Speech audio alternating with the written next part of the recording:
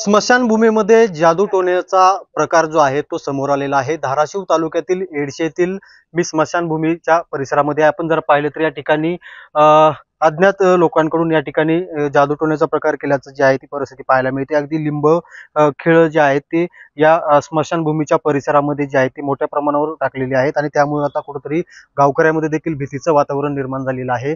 आपल्यासोबत या एडशीचे काही ग्रामस्थ देखील आहेत। नेमकं काय हा विषय आहे आपण जाणून घेणार आहोत। मला सांगा काय नेमकं प्रकार कधी घडलाय हा आणि काय परिस्थिती आहे? 5 तारखेला आमचे मित्रबंधू पत्रकार संतोष कांबळे यांच्या मातोश्रीचं निधन झालं होतं। त्यासाठी आम्ही सरपंच टाकण्यासाठी काही सहकारी आणि मी स्वतः इथं आलो होतो। त्यावेळेस हा प्रकार इथं बघायला भेटला आम्हाला। त्याची काय नेमकं काय अंदाज आहे कुणी केलेला असू शकते, कशासाठी केलेलं असू शकते? कुणी केलेलं असू शकतं ही सांगू शकत नाही मी, परंतु ही जादूटोणा किंवा एक अंधश्रद्धा या प्रकारामधला हा प्रकार असू शकतो। गावकऱ्यात भीतीचं वातावरण निर्माण झालं काय मग आता कसं नेमकं आहे? नाही, ह्याच्यामध्ये खूप भीतीचं वातावरण तयार झालेलं आहे।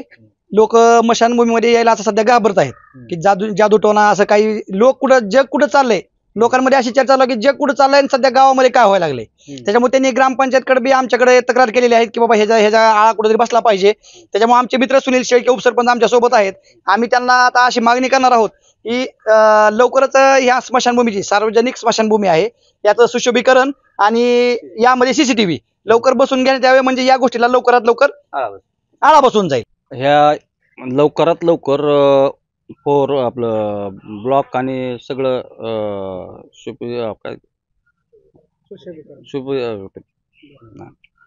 स्वच्छता लवकरात लवकर करण्यात येईल।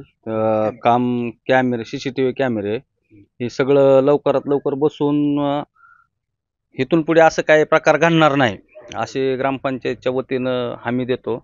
आणि लवकरात लवकर आता येणारा 15 युक्त आमचा 15 युक्तामधून निधी इथं टाकून देण्यात येईल। लोकांना आता लोक अनेक भयभीत झाले, त्यांना काय आव्हान असणार?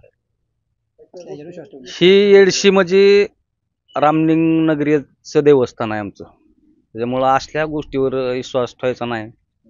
अशा गोष्टीवर कुणी बळी पडू नका, काय करू नका आणि भ्यायचंही काही कारण नाही।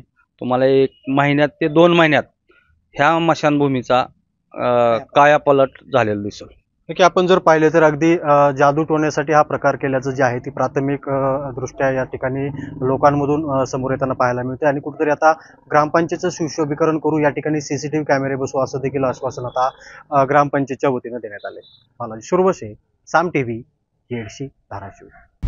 आता isakal.com आहे देशातील नंबर 1 ची मराठी न्यूज वेबसाईट। प्रत्येक अपडेटसाठी isakal.com ला नक्की भेट द्या।